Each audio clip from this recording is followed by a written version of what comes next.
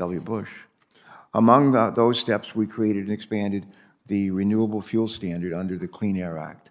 Our goals included providing new economic opportunity for our farmers, while also lowering our dependence on foreign oil and reducing greenhouse gas emissions from the fuel we burn in our cars and our trucks and vans. Since the implementation of the program, we've come a long way toward achieving our goals. Economic growth in agricultural communities has expanded, and our fuels have become significantly cleaner than they were 2 decades ago. In fact, the Renewable Fuel Standard presents economic and energy opportunities for people in Delaware and every other state to seize. Like many of our colleagues on this committee, I still support the goals of the Renewable Fuel Standard. Having said that, there have been a number of challenges when it comes to the implementation of the program, as we know.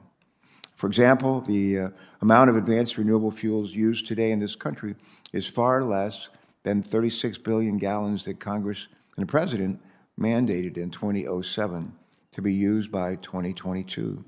That shortfall is partly due to unforeseen market challenges, and it's partly due to EPA's delay in approving new fuels to enter the marketplace.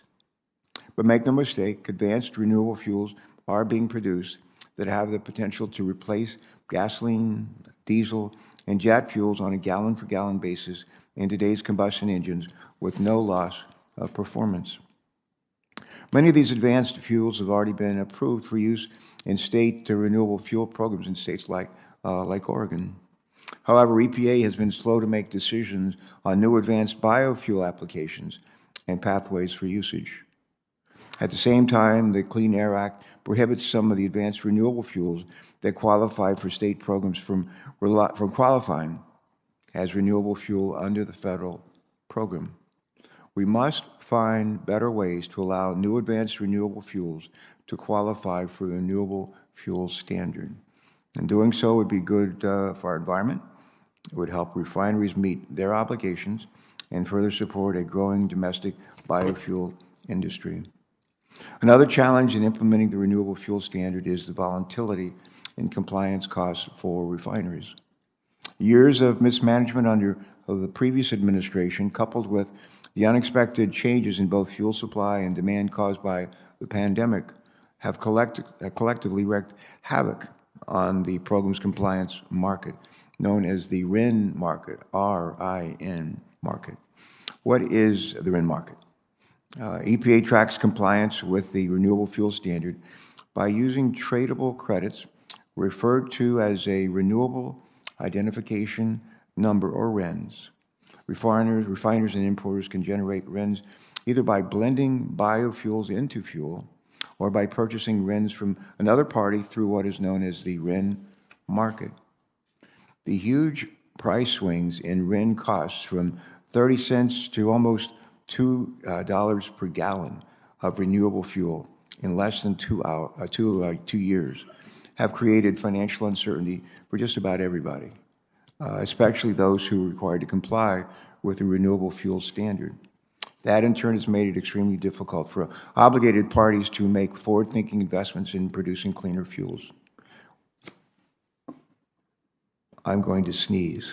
Maybe not. Maybe not. All right. We must, excuse me, we must help reduce the volatility in compliance costs for this program to be successful. As recovering governor, when exploring ways to improve federal policies, I oftentimes look to see what's working in our states, the laboratories of democracy, and see if we can replicate some of them. Many states like California, like Oregon, have implemented technology-neutral low-carbon fuel standards. And these standards have successfully advanced cleaner fuel usage, kept consumer and compliance costs low, all while fostering local clean fuel investments and job creation. As we will hear today, these state programs have fuel flexibilities, long-term predictability, and cost containment provisions that are not included in the Renewable Fuel Standard today, but maybe they should be. In closing, as one of the strongest supporters of electric vehicles in the Senate, I know it's important to remember that we aren't yet in a post-liquid fuel world. We must retain our domestic capabilities to produce and refine the motor vehicle fuels that power our lives while also ensuring that these fuels are as clean as possible in order to meet our climate goal. And we look forward to hearing from our witnesses today, but before we do that, let me turn to Senator Capito, who's off of the DL, off the disabled list, after a very brief stay there. Happy you're back and looking great. You're recognized for your opening statement. Thank you, Mr. Chairman. It's nice to be back in the nation's capital, so I appreciate that. I want to thank you for calling today's hearing, and I also want to thank our witnesses for joining us here today. The Renewable Fuel Standard, as the Chairman defined it, known as RFS, is an important topic that our committee, but we haven't had that hearing since 2016. So I think the long gap between hearings sort of speaks to the intricacies of the program. But it's the fact that the potential fault lines between opponents, supporters, and would-be reformers do not always align between one party or another. For my part, there are a few issues I would like to cover today during this hearing. Small refinery exemptions is one, changes to the program coming in the year 2022, and the need for accountability from EPA's Office of Air, including the need for a nominee to head it. I'd like to highlight my concern about the two actions that the EPA recently announced. First, in December, the agency proposed an all-time high renewable volume obligation for 2022 that does not really reflect, I don't think, market realities. And I'll be interested to hear what our panel has to say about that. I'm concerned that this volume obligation is going to raise costs at a time where gasoline is high in and of itself, impacting American consumers and the economy. Second, also in December, EPA also announced a proposal to deny all pending small refinery exemptions, which provide critical relief to small refineries experiencing financial hardship that is imposed by the RFS program. This action runs counter to the congressional intent under the Clean Air Act. EPA's proposed action will negatively impact Ergon, a small refinery located in northern West Virginia.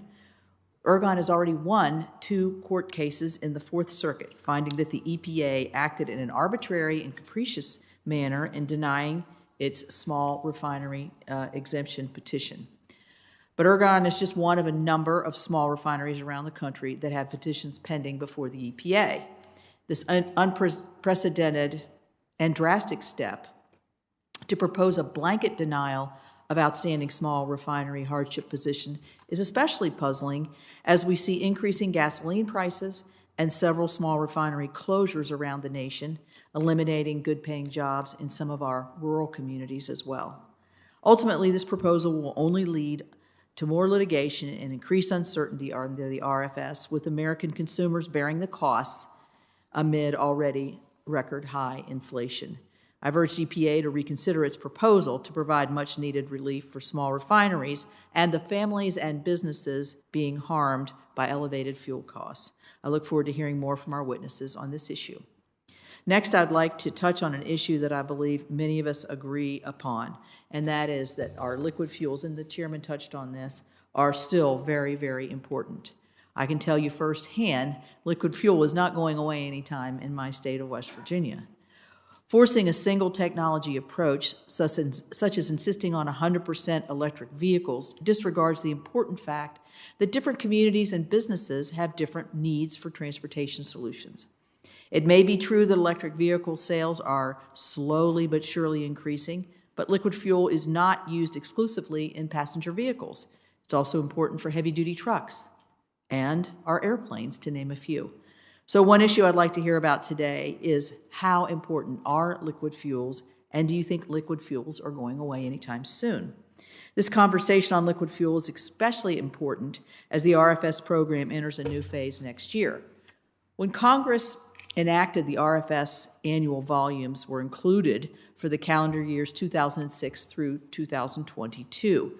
But after 2022, EPA has the power to determine the annual volume amounts. And the chairman pointed out that we're not even hitting the amounts that we're supposed to be hitting as it is now. EPA is expected to issue a rule to do just that sometime this year. However, I have concerns about how EPA plans to take action on this program without anyone in a Senate-confirmed role in the office that handles the RFS program. The Office of Air and Radiation at EPA, this is the office that is in charge of air emissions and climate issues. It handles the Renewable Fuel Standard and many other complex regulatory programs. Yet, we have been waiting for more than a year for the administration and the president to name a nominee to that office. I've talked about this more than once in our committees. Instead, Principal Deputy Administrator Joe Goffman has served as the lead political official in the office in regular communication with his former boss, the climate czar in the White House, Gina McCarthy. No incoming administration has waited this long to send up a nominee for this critical position since its creation. The previous record was 260 days set by President Clinton. If EPA is deciding important actions related to the future of the RFS program, the administration needs to send up an Office of Air and Radiation nominee who can be accountable to Congress. With that, Mr. Chairman, I yield back my time. Thank you very much for those comments. Now we're going to turn to our esteemed panel of witnesses in a couple of minutes, and we'll hear from them in this order. First, Corianne Wind, the Clean Fuels Program Manager at the Oregon Department of Environmental Quality. Second, we'll hear from Emily Score, Chief Executive Officer of Growth Energy.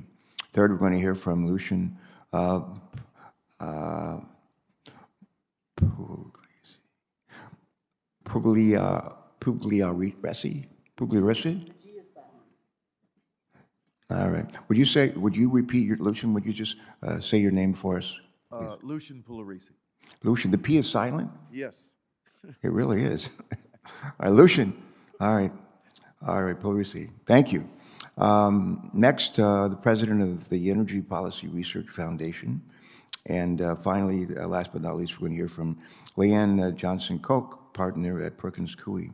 Before our witnesses begin their testimony, I will turn it over to our colleague, Senator Merkley, to introduce one of our witnesses. Senator Merkley, the floor is yours. Thank you for Thank you very much, Mr. Chairman, and Ranking Member Capito and fellow committee members for today's hearing looking at the Renewable Fuel Standard. As we look around the world at all the visible and measurable signs of global climate change, we need to adopt cleaner forms of energy and end our dependence on carbon-emitting fossil fuels. It's plain to see. And I believe we have an incredible opportunity to reduce emissions by electrifying our cars and trucks. The investments we made in the Infrastructure Investment and Jobs Act, as well as the ones we want to make in Build Back Better, are important steps toward that goal.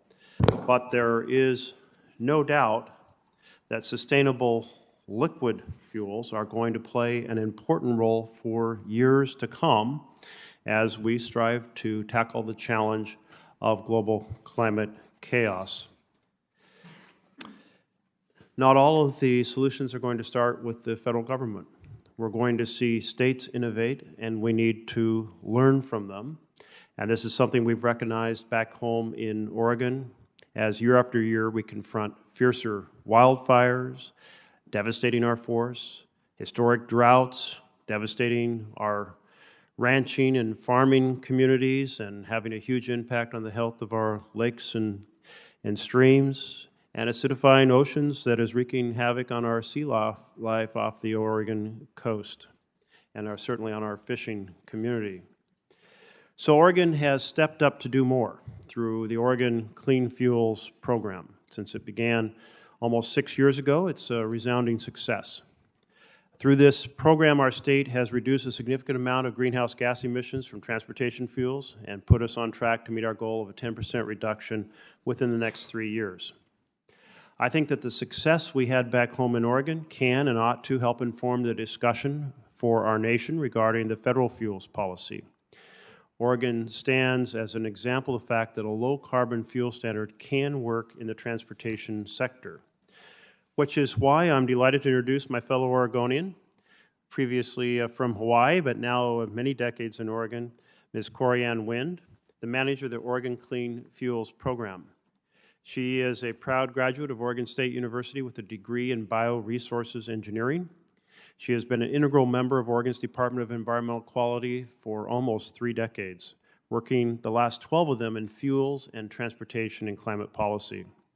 As the head of the Clean Fuels Program, Ms. Nguyen is responsible for coordinating between the state fuel importers affected by the regulations and the clean fuels industry to ensure that everyone has the tools and technical assistance necessary to transform our fuel market. She works to ensure that our rules and regulations align with those of neighboring states, certainly Washington and California, to help make sure that the states along the West Coast are moving in the same direction. So I'm thrilled that she is with us today through the miracle of electronics, that to share her experiences about what has worked in Oregon and how those successes can be implemented on a larger scale. Thank you, Mr. Chairman. Thank you, Senator Markley, very much. And now we're going to begin our witness testimony, and we're going to start off with Ms. Nguyen. I'm going to ask you to please proceed with your statement. If you are ready, go right ahead. Hey, good morning, Chair Carper, Ranking Member Capito, and members of the committee. For the record, my name is Corianne Wind, and I work for the Oregon Department of Environmental Quality as the Oregon Clean Fuels Program Manager. Thank you for the invitation to speak to you today about the Oregon Clean Fuels Program, which is Oregon's version of the Low Carbon Fuel Standard. I'd also like to thank at this time Senator Markley for that very nice introduction and for your continued leadership in addressing the climate crisis. So the Clean Fuels Program is one of Oregon's most successful statewide policies for addressing the state's contribution to global climate change. The program began in 2016, and thus far, the program's success and progress can be summarized in three distinct outcomes. So first, the companies that are producing biofuels are making those fuels more cleanly and delivering them in greater volumes to Oregon. The carbon intensity of the ethanol and biodiesel that Oregon uses has decreased, and we've seen significant increases in the blending of biodiesel and renewable diesel in recent years. Renewable forms of diesel, natural gas, propane, and electricity have all entered the Oregon market since the beginning of the program and have emerged as commercially viable and cost-effective replacements of their fossil versions. Electricity will become increasingly important as the new regulations and incentives for vehicles and infrastructure are implemented. And all of these fuels have played an important role in reducing about 6 million tons of life cycle greenhouse gas emissions so far and displacing over 1 billion gallons of fossil fuels in Oregon. Second, the transition from fossil fuels to biofuels and electricity is reducing tailpipe emissions in Oregon and improving the public health of Oregonians. In addition to reducing greenhouse gases, low carbon fuels also emit less carbon monoxide, nitrogen oxides, and particulate matter compared to fossil fuels. And reducing these pollutants have saved Oregonians millions of dollars in avoided health costs over the years. And this is especially important for Oregon's historically overburdened communities that are located near transportation corridors, multimodal facilities, and distribution hubs. And third, the program has spurred innovation and investment without impacting the price at the pump.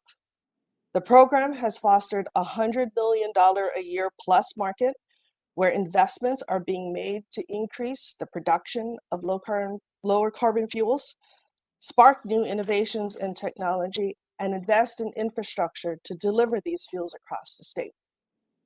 These investments have allowed the transition from fossil products to cleaner fuels to happen without any significant rise in retail or wholesale prices when compared to our neighboring states, even those that do not have similar fuel regulations. And in fact, the program has lowered the cost of many low carbon fuels, and it has created a powerful financial incentive to decarbonize the transportation sector. So the Clean Fuels Program that we have created in Oregon takes the best parts of the Renewable Fuel Standards and combines it with the best parts of a low carbon fuel standard. So the Renewable Fuel Standard creates the base demand for biofuels that are needed to begin the transition to lower carbon fuels. And the low carbon fuel standards ensures that the lowest of the low carbon fuels comes to Oregon. Participants can stack the value of the credits from the Renewable Fuel Standard with the credits from the low carbon fuel standard as both are necessary to provide the necessary incentives to fuel providers to continue to lower their carbon intensities. The market also benefits from the long-term certainty from the low carbon fuel standard programs that have established targets through 2030. And Oregon is currently in a rulemaking that will extend its targets and establish standards through 2035. But we have not done this alone. Oregon has benefited greatly from being a signatory to the Pacific Coast Collaborative. So since 2013, British Columbia, Washington, Oregon, and California have worked together to harmonize best practices for policy alignment, program design, and implementation to create the largest market for cleaner, low-carbon fuels on the West Coast. And this collaboration has grown to other states that are now also looking for smart strategies to reduce transportation emissions, ones that can build off of strong federal support of the agriculture and biofuels industry, zero-emission vehicle standards, and investments in electric vehicle charging and alternative vehicle fueling infrastructure. So that concludes my testimony for today. I'm happy to take any questions that you might have. Thank you again for the invitation to be here. We're delighted that you're here. Thank you so much. I like to say, find out what works, do more of that. And sometimes those states come up with some pretty good ideas that we would benefit from. So thank you very much for your testimony. Next, we're going to hear from Ms. Score. Ms. Score, please proceed. Thanks so much for joining us. Nice to see you. Nice to see you, Chairman Carper, Ranking Member Capito, and members of the committee. Thank you for the opportunity to testify today. I'm Emily Score, CEO of Growth Energy, the world's largest biofuel trade association. The RFS remains the nation's most successful clean energy policy, yet its full potential as a climate solution remains untapped. For the past 8 years, a lack of accountability and failure to comply with the law has slowed progress on carbon reductions. But today, as Congress looks to immediately reduce the carbon intensity of our nation's transportation fleet, it is imperative that biofuels like ethanol, the most affordable and abundant source of low-carbon, high-octane fuel on the planet, are part of our transportation mix now and into the future. Let me be clear, there is no path toward net zero emissions by 2050 without biofuels. 98% of the cars on the road today use liquid fuels, and EIA projects that gasoline or flex fuel-powered vehicles will dominate new vehicle sales through 2050.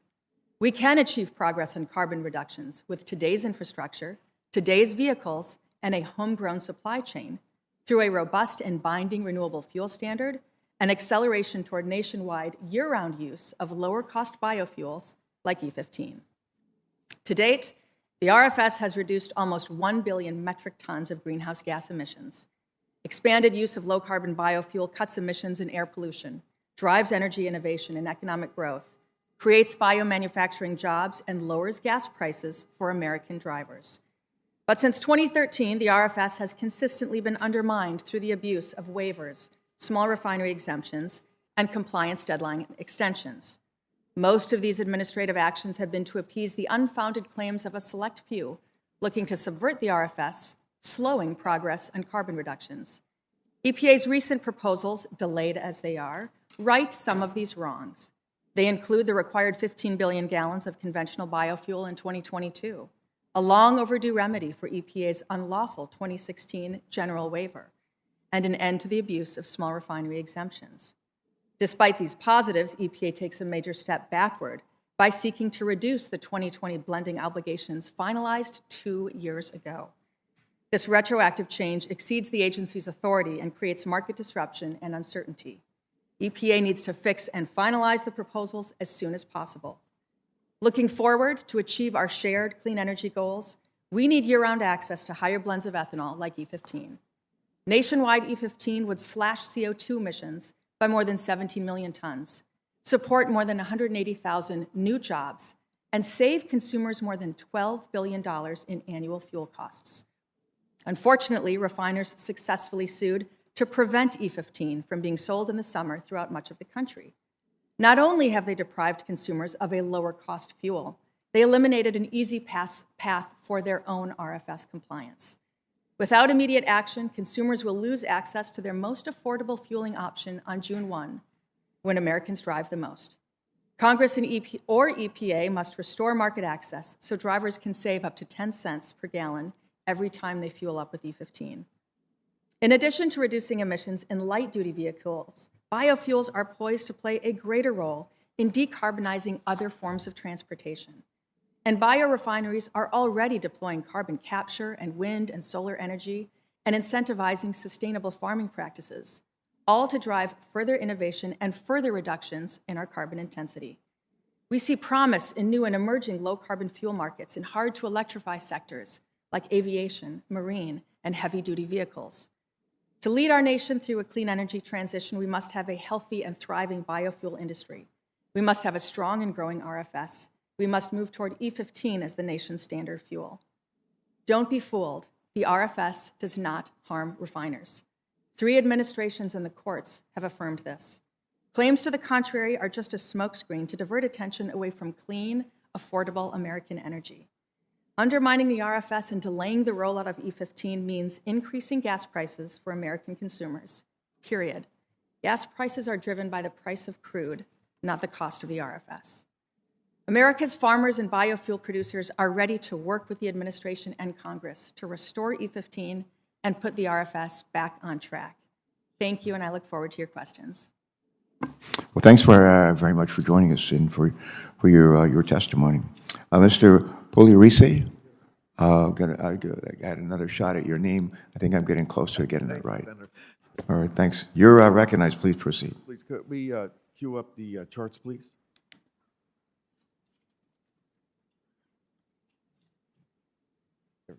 All right. So, Chairman Carper, Ranking Member Capito, members of the committee, thank you for this opportunity to make some comments on the EPA's Renewable Fuel Standard and their management of the program. I'm president of the Energy Policy Research Foundation. We've been around since 1944. I also want to thank EPRINC's Senior Director, Max Bezier, for helping me with the testimony and the preparation of the charts. I guess the first thing I'd like to say is that in all our work over the years, and we testified here actually in 2016, we have always said that biofuels, and particularly ethanol, represent a very important component of the fuel supply for the U.S. It's a very cost-effective way to get octane and to extend the supply. Our basic criticism of the program is not with biofuels, it's with the mandate. So let's go to the first chart. As you can see in the first chart, and Chairman Carper talked about this already, we are not hitting the original targets of the Energy Security Act. In fact, there's a lot of reasons for that. And you can see now we're about $20 billion against the initial proposed target of 36. The basic reason we're not hitting the targets is because our expectations were wrong, right? There's a lot of uncertainty in the future of oil and gas prices and supply and demand. And in 2007, expectations were the gasoline demand was going to grow dramatically by about 30% over the next 20, 30 years. In fact, it declined dramatically. And this made it more difficult to incorporate biofuels because when biofuels become a large percentage of the gasoline pool, the costs rise. They're actually quite low cost and actually save money up to around the 10%, above 10%, compliance costs rise. You can see this here. This is actually very interesting to us because when we testified in 2016, we informed the committee that there was a certain price risk to the program, that if you try to drive these biofuels by mandates above 10% of the gasoline pool, the compliance costs escalate. And as Chairman Carper pointed out, the RIN credits are one way to understand what the program costs. And we estimated that using the CBO scenarios alone, that the increase in the cost of the program per gallon to consumers could be anywhere from 30 to 50 cents. Well, today, the RIN prices are driving up the cost of gasoline about 28.5 to 30 cents. You can see this in something called the crack spread. I'm not going to bore you with this, but in a way, the crack spread is what it costs to take crude oil and turn it into gasoline, diesel fuel, and other petroleum products. You can see here that when we had a period, and I'm going to have Leanne's going to talk a lot about this, but before EPA changed the rule on how to treat the credits under the exemption, the RIN program actually was the small refiner exemptions were driving down RIN prices because it essentially increased the volume. But that program has ended, combined with the acceleration in prices as we come out of the COVID. We now have very high RIN prices in the US, and these are reflected in this chart. The other issue I'd like to point out is that we are now entering a period of very high oil prices. And in this period preceding this, prices were low, and a lot of the costs of the program were masked, right? Because as Ms. Score pointed out, a big percentage of the cost of the program of gasoline and products is crude oil. And I'd like to show you here from California. The problem is, yes, crude oil might be contributing about $2, but an array of programs, low carbon fuel standard, RFS, federal taxes, all of these are contributing to the cost. And so we just have to keep this in mind, that one of the components of high gasoline prices are these programs. Now, I think I'll just flip to the end of my comments here, is that as we go forward, our future is very uncertain. And I really encourage Congress to, one, give some guidance to EPA, because unless we have a set of programs which are robust against uncertainty, we're likely to have a lot of dislocations. And this is the fundamental problem with the program, which is the mandate. Thank you so much. Mr. Perulli-Oresti, thank you very, very much. And last but not least, we'll listen to Ms. Koch, and we thank you for your testimony. Please proceed. Thank you, Chairman Carper, Ranking Member Capito, and members of the committee for the opportunity to talk about the Renewable Fuel Standard. I've spent the entirety of my 30-year career representing the petroleum refining industry, and particularly small refineries. I know their companies, I know their people, I know their communities, and now I also know the very real threat they face as a result of EPA's proposal to end small refinery hardship relief under the Renewable Fuel Standard. I'm referring, of course, to what Senator Capito described, EPA's December 7, 2021 proposal to issue a blanket denial of all pending small refinery hardship petitions. The EPA's deadline to issue their decisions was 90 days after the petitions were submitted. Instead, they now intend to deny them retroactively, causing small refineries to enter the market to buy RINs at their near record highs. Most important and most telling is the fact that EPA's proposed denial did not reference its legally required consultation with the Department of Energy and the Department of Energy's conclusion that if EPA acts as they propose to do, small refineries will be at risk of shutdown and bankruptcy. Notwithstanding that advice from the Department of Energy, or legally required consultation, EPA is moving ahead with its plans. Certainly, this was material information to parties asked to provide comments on the fate of small refineries. Senators, I'm sure you are acutely aware of the fact that gas prices are at their highest levels in 8 years, and that the inflation rate is increasing faster now than in the last 40, and we are at a crossroads.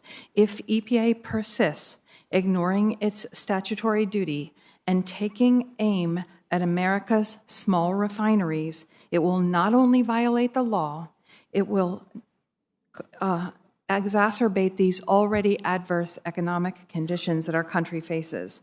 The harm to refineries and to the U.S. economy will be harms for harm's sake, because denying small refinery hardship relief cannot and will not affect 1 gallon of biodiesel. No biodiesel blending will be lost.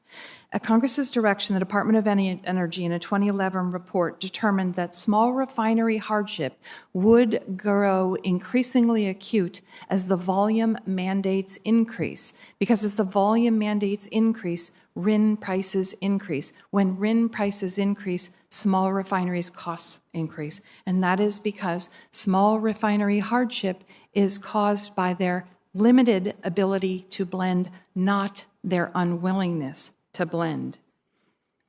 EPA's 2021 proposed denial concludes that a small refinery with limited access to renewable fuel blend stocks, no downstream blending capability, no retail capability, no pipelines to access lucrative product markets will have the exact same cost to the penny to comply with a renewable fuel standard as the largest integrated oil company in the United States.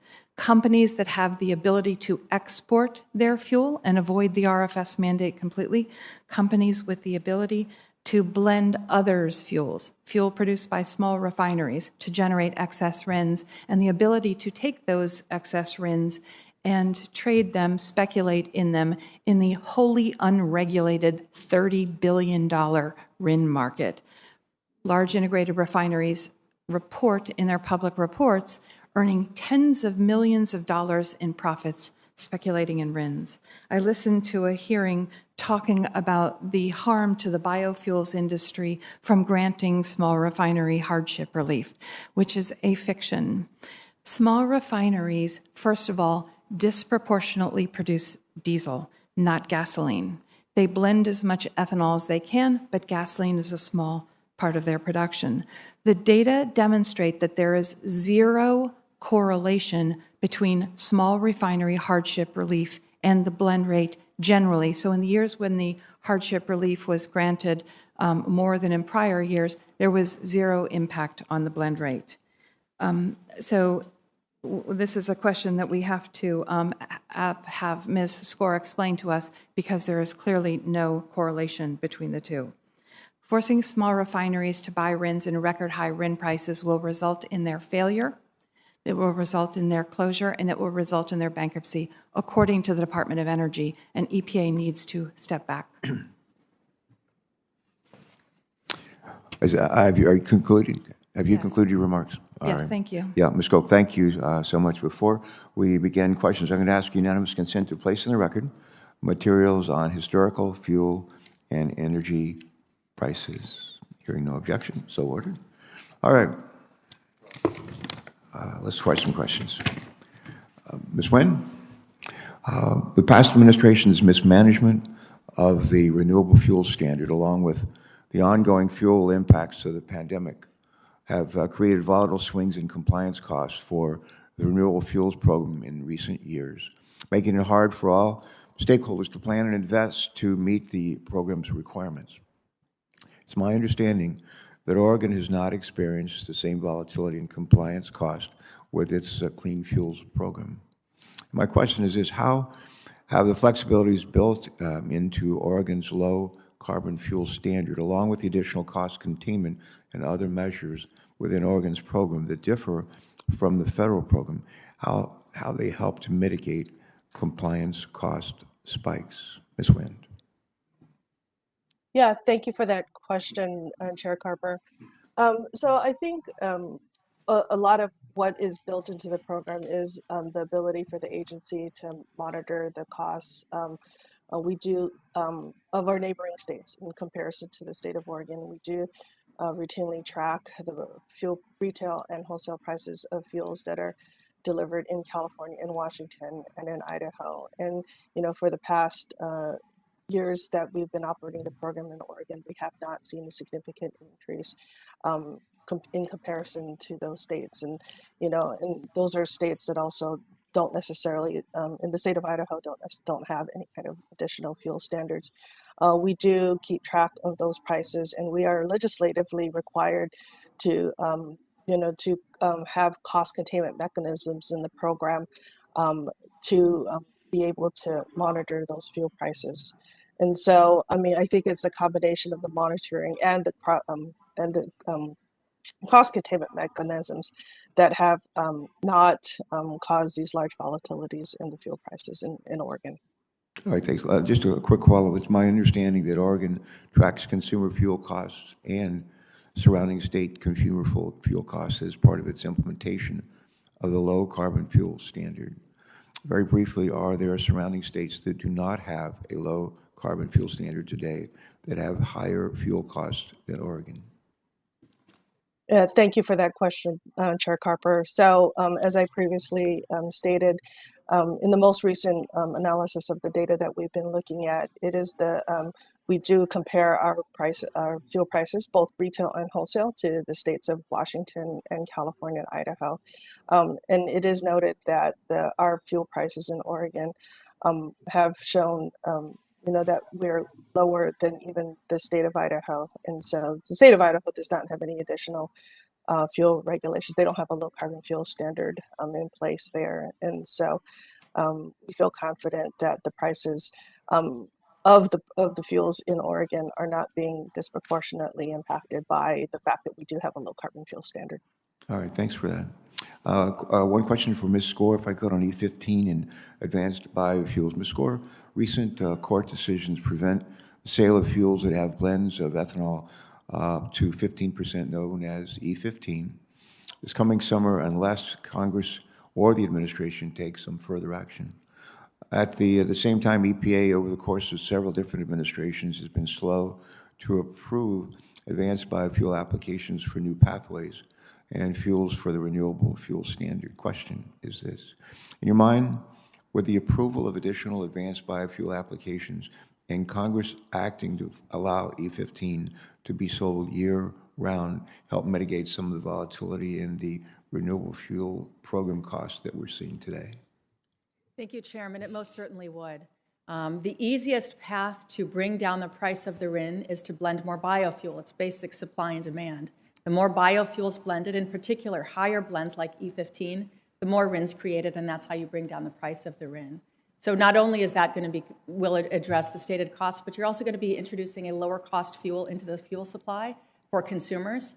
And there are also technologies languishing in EPA that I've got producers currently producing cellulosic ethanol. They're not getting credit for it because the application has been sitting around for 5 years. So there's more innovation that we can do to bring low-cost, low-carbon fuels to the table, but we do need some certainty and some predictability, and for the regulations to keep up with the marketplace and the innovation. All right, I have plenty more questions, but I'm going to yield it at this point to Senator Capito. Thank you for those responses, folks. Thank you, Mr. Chairman. Ms. Johnson, you in your remarks were pretty clear about the small refinery exemption. Obviously, I mentioned that in my opening remarks, my concern. And you're probably aware of the case that I brought forward of Ergon in West Virginia, who has 2 favorable court decisions from the Fourth Circuit. Shouldn't EPA take into consideration that our courts have actually taken into consideration making regulatory decisions, and that this was causing hardship to this small refinery? How would you respond to EPA's blanket denial of everything when the courts have actually come forward and said it's not a sound decision? Yes. Senator Capito, you're exactly right.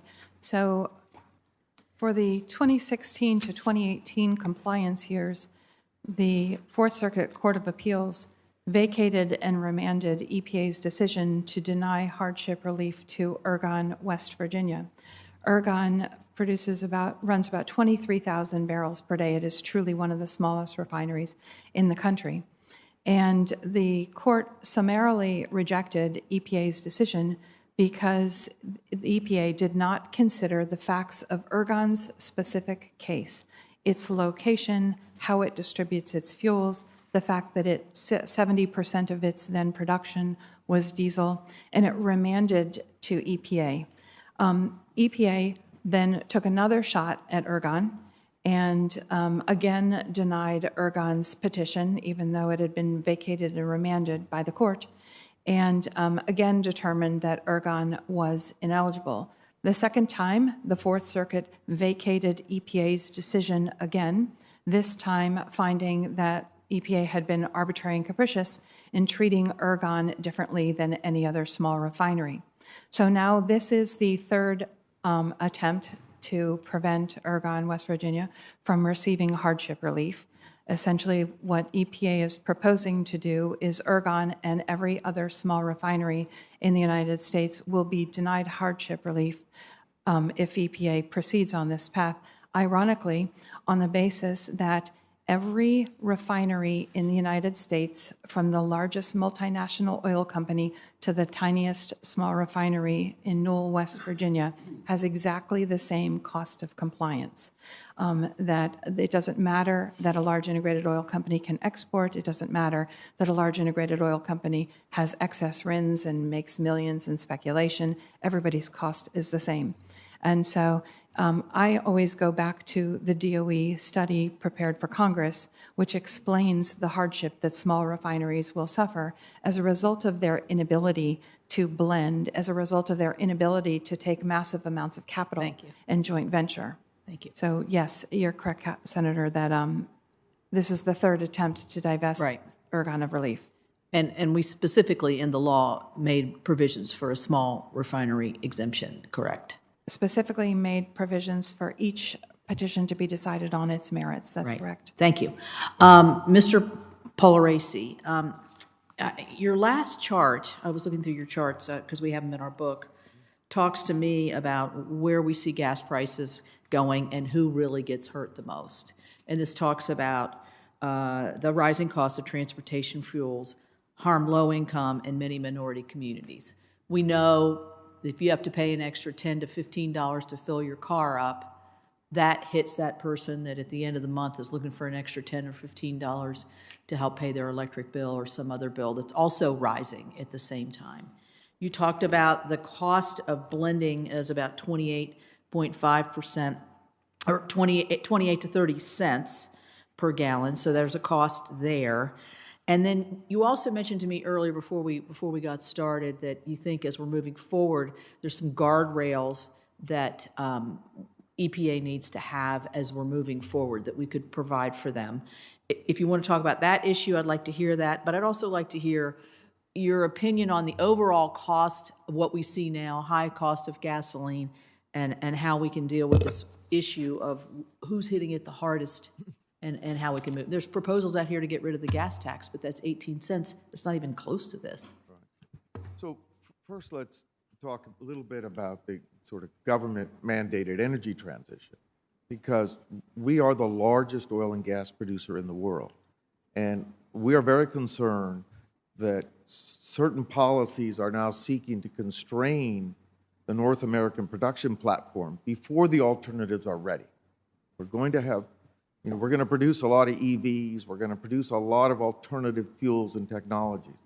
But if we proceed with, between 2010 and 2020, the United States alone, and plus the application of biofuels, provided over 80% of world increase in demand for liquid fuels. So that's the first thing we need to think about. We should treat this North American production platform as a strategic and economic asset. We should be very careful before we decide to disrupt it. So that's the biggest incentive, the biggest program we have to keep gas prices under control. The next thing is that we're fighting over a small volume here. Because in the absence of the mandate, we would still be blending anywhere from 8 to 10%. Ethanol is a valuable feedstock. It helps to meet octane requirements and other biofuels. But if we proceed with a mandate, we kind of prohibit innovation and alternatives to come forward because we have no idea what the fuels of the future really are going to look like. And then your final point, this is devastating for low-income communities, as you can see from that chart. And everyone who wants to proceed with these exotic fuels of the future should keep in mind that I don't believe the American people will react very positively if we go into a period of sustained high gasoline prices. Thank you. Thank you. All done? Okay. All right, thanks very much, Senator Capito. Senator Cardin was here earlier. He's now joining us, I think, by WebEx. Remotely, Senator Cardin, if you're there, please proceed with your questions. Thanks for joining us. Well, thank you, Chairman Carper. I appreciate this very much. This hearing It's long overdue. The history of the renewable fuel standards is something that needs to be understood, and we need to update this. So I very much appreciate your leadership on this issue. There's many competing priorities. We have energy security issues. We have the environment and our concerns for climate change. We have the cost issues that we've just talked about. And by the way, there's lots of governmental subsidies in regards to energy that affect the cost issues, not just here. And then the food stock.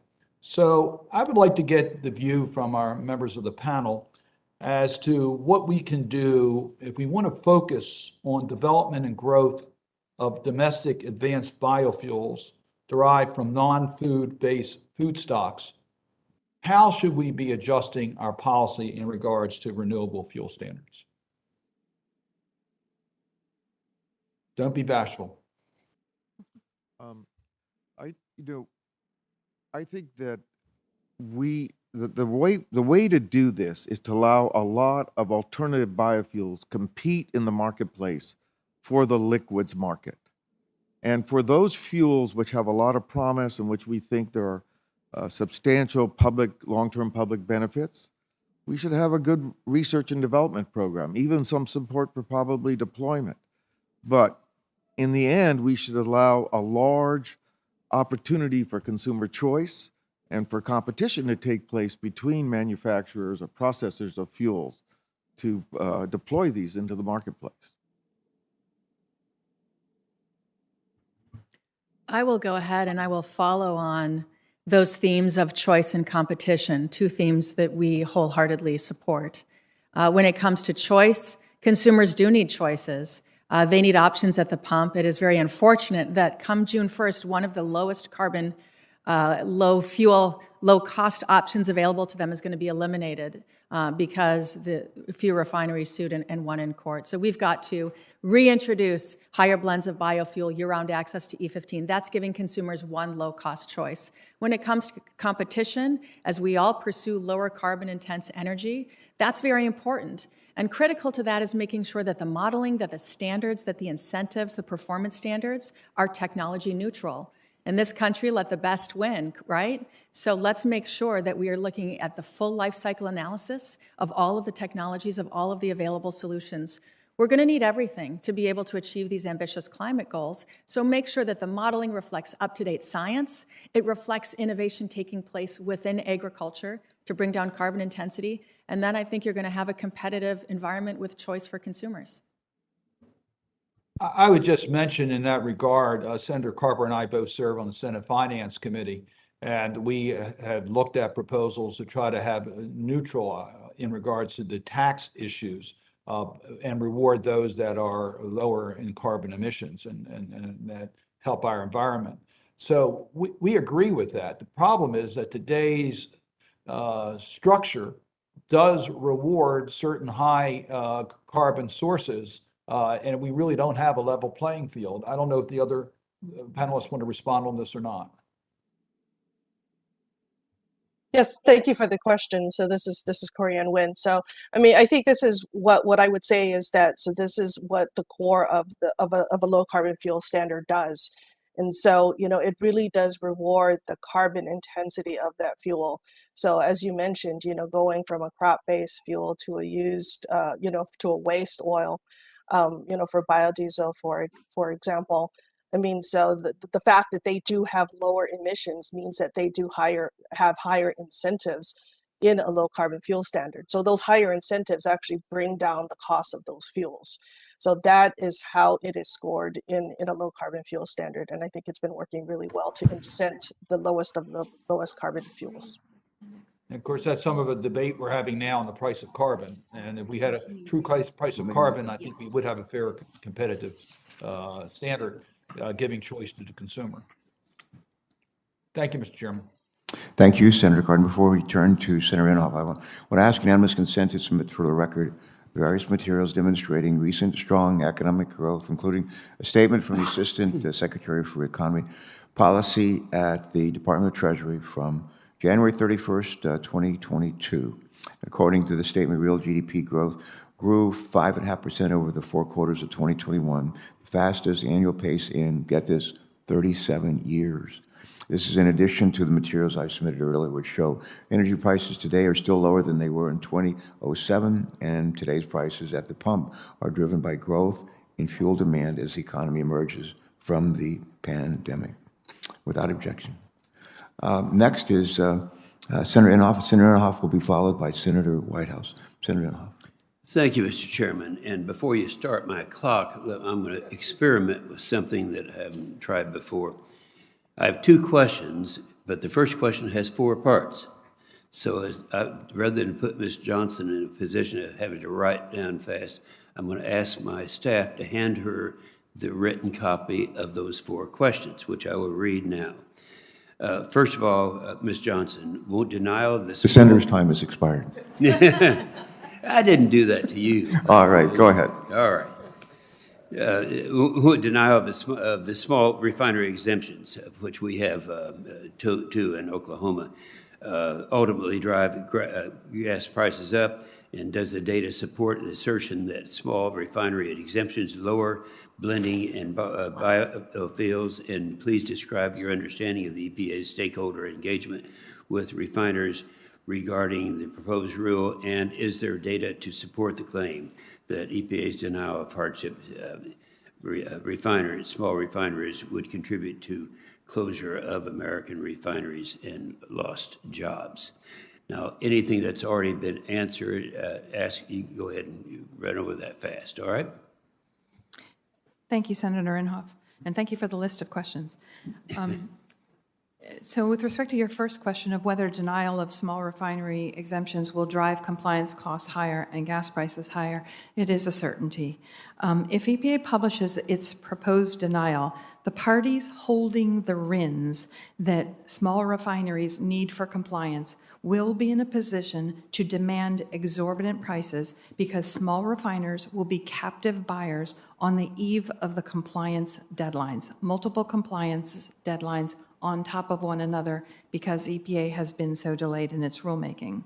This is assuming that RINs are available at all. So my small refineries do not have the RINs that they need for compliance. They are physically unavailable. No more 2019s are available for compliance. No more 2020s are available for compliance because, as EPA described, parties' uncertainty about what the ultimate volumes will be are holding on to their excess RINs. So it is a recipe for crushing small refineries. It is a recipe for escalating RIN prices. They will get much worse if EPA moves forward with its proposal. Gas prices will increase with RIN prices for parties that can partially or fully pass through their costs, for example, large integrated oil companies and large exempt retailer chains, and small refineries will be forced to violate the law without hardship relief, shut down, curtail, or go bankrupt. Those are the Department of Energy's predictions. With respect to your second question, Senator, does the data support the assertion that small refinery exemptions lower blending of biofuels? I want to answer that in two parts. First of all, EPA's current proposal relates to compliance years 2019, 2020, and 2021. It is impossible to blend any more fuel in those years. Those years have already closed. So no, no biofuel blend rate will go down. And essentially, the other proof is that there's a lot of discussion about the 2016 to 2018 timeframe when the prior administration granted more hardship relief than it had historically. During the period of time when small refinery hardship increased, so did the blend rate. And the simple reason is small refineries cannot meaningfully impact the blend rate. The blending is done downstream. The only question is whether or not small refineries are going to make massive wealth transfer to the large integrated oil companies and large exempt blenders that hold the RINs needed for compliance.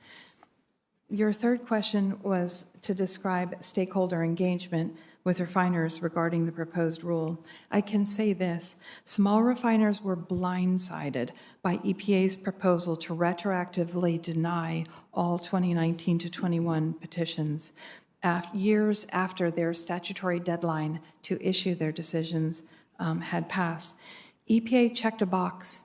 They met with us on on August 25th of 2021. They shared no substance about their plans to issue retroactive mass adjudications and denials for small refineries.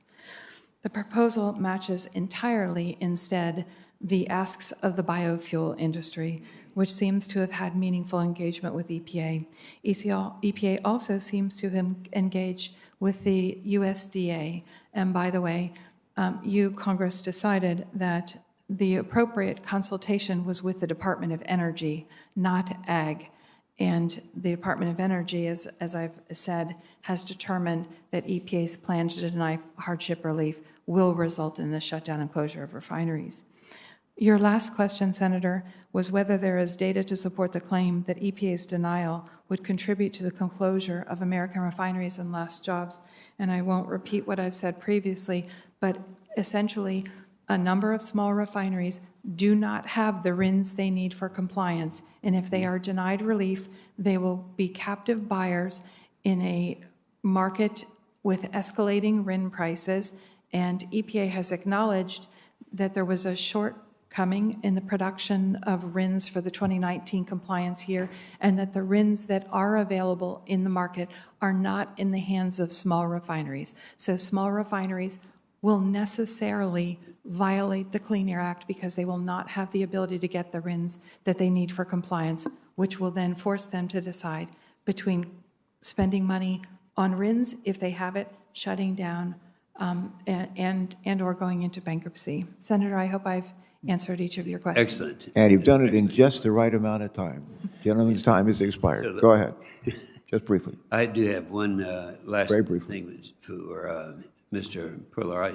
Polaresi, and that is there anything, I know you talked about this and you answered the question and addressed this also, but are there anything about, in terms of the risks associated with an entirely electric fleet that you didn't adequately cover?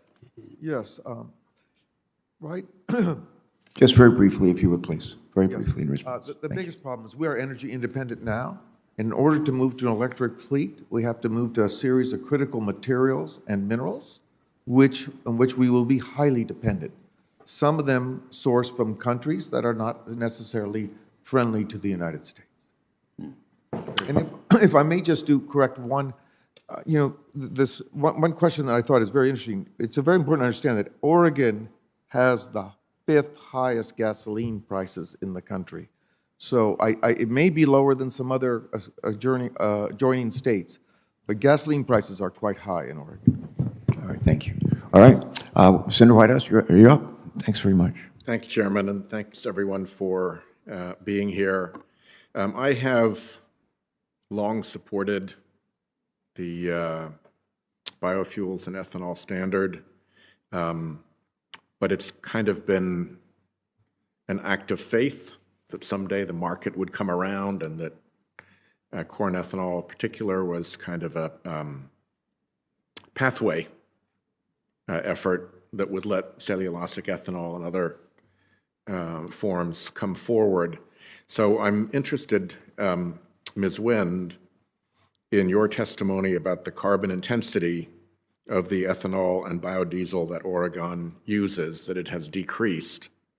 I'm wondering how confident you are in the measure of carbon intensity of your corn ethanol fuel stock. Yes, thank you for that question, Senator. So we do use the Argonne GREET model to calculate carbon intensities in the state of Oregon, which is the accepted national model to do so. With respect to the ethanols that we are receiving in Oregon, the import of that fuel, I mean, it is producer specific, and so we can keep very close track of the different ethanols that we are getting, even the corn ethanols. And what we're seeing is an incremental decreases in the carbon intensity. So for ethanol over the past 6 years, it has continued to incrementally go down, probably in about 10%. The the carbon intensity of the biodiesels have had more of a significant decrease. But it is steady, and it shows that there are value in a low carbon fuel standard to continue to draw down those carbon intensities. These facilities are getting more efficient and better at their energy inputs, and that is reflected in the lower of the carbon intensity scores. You mentioned cellulosic ethanol, I believe. What is the market share within the ethanol market of cellulosic ethanol? Or in your portfolio, if you know that better than the national market? Yes, thank you for that, Senator. So as far as cellulosic ethanol, we don't have any cellulosic ethanol coming into the state of Oregon. So the ethanol that is coming into Oregon, it's not cellulosic, but it is decreasing in carbon intensity. How much of it is corn? It's 100% corn. Okay, there we go. One of the things that I think we need to do in order to find a pathway to climate safety is to put a price on carbon. That seems to be fairly commonly held view among economists and banks and so forth, and among people who are looking hard at the climate problem for emissions reduction solutions. And at present, the absence of one is a really massive subsidy for the fossil fuel industry. The International Monetary Fund calculates it north of $600 billion per year just in the United States. $600 billion per year is an enormous number, and it provides a very strong motive for a massive political elections lobbying operation by the protected and subsidized fuel to defend and protect its subsidy politically. So we're in a kind of a difficult position here in Congress. I'm wondering, back to you again, Ms. Wind, if there were a price on carbon, how would that affect the ethanol portion of your fuel market? Yeah, thank you for that question. So, in effect, the way that the low carbon fuel standard works is that the monetization, kind of the value of the fuel, is in the credit prices that are being traded in the program. So, this is a market that we do not control. It is the market contributes to the credit prices of the credits that are traded within the program. And so currently speaking, the credits in the state of Oregon are trading at about $125 per ton. It has been higher, it has been lower. We publish that on a monthly basis to show transparency to the market. And so, there is certainty in what that credit price is. That is associated with the carbon. And so that's how we do it in a low carbon fuel standard. My time's up, Chairman. Thank you very much. Thank you. Senator Kramer. Thank you, Senator Capito. Thanks to all of you for being here. This is a topic that has perplexed me since the day I got to Congress. It's not the topic that perplexes me as much as the debate. It never changes. A lot has changed in 2005 and 2007 when the RFS was created during a time of scarcity of natural resources. Of course, we now have an abundance of natural resources. In the meantime, we have some other policy decisions. I mean, we have an administration right now pushing for up to $12,500 per electric vehicle subsidy to change the demand for electric vehicles. I'm going to just state some facts, and then I'm going to ask just for some feedback. So we have this debate over this constantly moving target, right? And several of us have had this discussion, but and what I would say it would be as a result of lazy legislating, which I'm convinced is a historical phenomenon in this country. Administrations have been given an awful lot of leeway to determine things like RVOs, even when they're stated in the law. Obviously the hardship, the small refinery hardship waivers, another tool. And then we get upset because, for 4 years it's one way, and then for 4 years it's another way, and then for 4 years it's another way. And I know a couple of you and I have had this discussion, but when it seems to me that at the end of this year, we kind of like to, well, for the last decade, several people I've discussed this with have liked to deny that at the end of 2022, there's a new rule in place that the RVOs are no longer in law. I mean, they're in law, but they're not required, that the authority to set the RVOs, in other words, the EPA and the administration has even more unilateral authority after this year. And I guess I'd like to just have a little discussion from the panel. What's your understanding? We'll start with you, Ms. Johnson. What's your understanding of the act when the RVOs switch over, or the EPA gets carte blanche, in my view, authority in 2023 to set the RVOs? I mean, where are we going to go if nothing happens and they have that authority? Thank you, Senator. I think that's an excellent question and something that keeps me awake at night, because I see this freight train heading towards the highest possible RVOs to try to break through the blend wall and to promote E15. The problem is that EPA had discretion in how to set up the program, and it set up the program in such a way that it distorted competition. Growth Energy has stood shoulder to shoulder with the American Petroleum Institute, which represents the large integrated refineries, preventing closing the blender loophole. So essentially, Growth's theory is that just keep pushing, just keep pushing, just keep pushing. At some point, E15 will happen. E15 won't happen before every small refinery is shut down, because right now we're counting on volunteer blending, what we call the blender loophole. Small refineries do not have the ability to blend. Large integrated refineries have the ability to blend more than they produce. Until this market distortion is fixed, it's a recipe for destroying those refineries that cannot blend. So if we want to keep pushing E15, if we have in fact determined that E15 results in reductions in greenhouse gas emissions, which is something that I don't think we at all agree with, we need to fix the structure of a program. I was interested in the discussion of cost caps. So very many times, limitations on the ability to speculate in the RIN market, limitations on the cost of a RIN, obligating blenders, all of these proposals to fix the things that are preventing renewable fuel blending have not occurred. So if we just go straight ahead, we're going to just collateral damage our industry. Ms. Score, first of all, I want you to be able to respond to that, but couldn't a future administration, instead of pushing E15, just eliminate, could they go to zero? Would that be possible, or 1 gallon or something like that in the law? Senator, thank you for the question. So yes, after 2023, there are no congressionally set blending requirements. So EPA does have greater flexibility in terms of setting the blending obligations. A few important things: they still have some criteria that they need to consider: jobs creation, energy independence, environmental impact. And I think, one of the things that we have all suffered from in every sector is the lack of certainty and stability. And so if there is an obligation, it needs to mean something. If there's a deadline, it needs to mean something.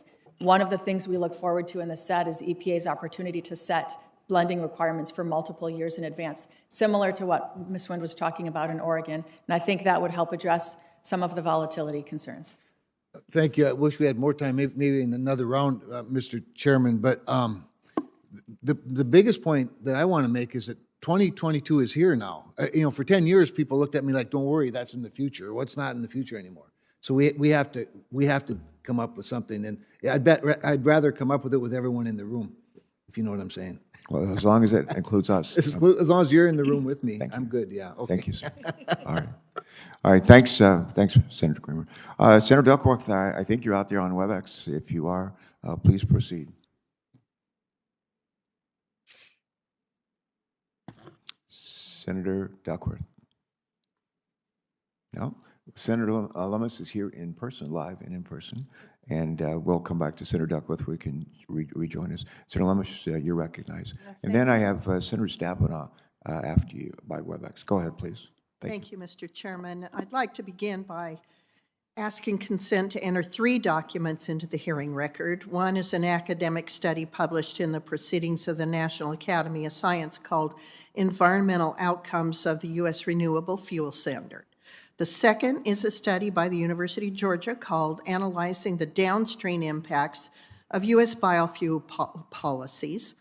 And the third is an article entitled U.S. Bread and Donut Makers Urge Biden to Roll Back Biofuel Requirements. I want to share a personal... Is there objection? Hearing none. So Thank you. welcome. Thank you very much. We've already heard testimony that the RFS mandate is adding about 28 to 30 cents a gallon to the wholesale cost of gas on average, and of course at a time when fuel prices are extremely high and inflation is extremely high. It works a hardship on consumers, and I believe we should look at every avenue to provide relief to consumers. You know, when I'm in Cheyenne, on the ranch I grew up in the house I grew up in, I live right next door to a small refinery that lost its small refiner exemption. Furthermore, they were unable to, when refining for hydrocarbons, they were absolutely unable to purchase non-hydrocarbons to blend to meet the renewable fuel standards. So they converted the oil refinery to a refinery that now refines soybean oil. That refinery in our little town, in the state with the smallest population in the nation, went from 260 livable wage jobs to 60 livable wage jobs. We lost 200 employees in Cheyenne, which is a huge number in our little community. So this has had an enormous impact on our community. So, and this happened during the previous administration's tenure. So I didn't see them slow walking the loss of the small refiners exemption. I saw them putting the hammer down and costing small communities like mine hundreds of jobs. So Ms. Johnson and Mr. Polaracci, when Congress created the biofuel mandate, we predicted that the program would disadvantage small refineries, and of course it has. It increasingly precludes refineries from selling the products they produce and requires them to buy products they don't produce if they can get them. So this squeezes the smallest firms first and most severely. Higher cost producers are harmed the most and first in time. So is this an effort to just make sure that, much as we did with banks, you're too big to fail or too small to succeed? And in the case of small refiners, are they too small now to succeed? Senator, I might just, so if you think about the American sort of refining complex, right? It's, we traditionally had a lot of oil production produced and processed on the Gulf Coast, and then the products moved up to up the continent. But of course, with the emergence of production in North Dakota and the energy independence in the U.S., our smaller refiners and regional became much more important. And I think they provide a vital role. And as I've said, I think the solution remains, in order for all these different facilities with their different cost structures and their different markets to adapt, they need an open market. And the fundamental problem they all face is these mandated requirements to blend to certain targets, which do not necessarily yield any benefits even to the farmers. The program is, as I said, we are fighting over very small volumes. And if we were to open it up and have some broad support for moving biofuels forward, we would all be a lot better off. And these kinds of dislocations would tend to disappear. Ms. Johnson, same question. Senator, I really appreciate your question. It reminds me of something one of my small refineries said to me. We dance between the toes of giants.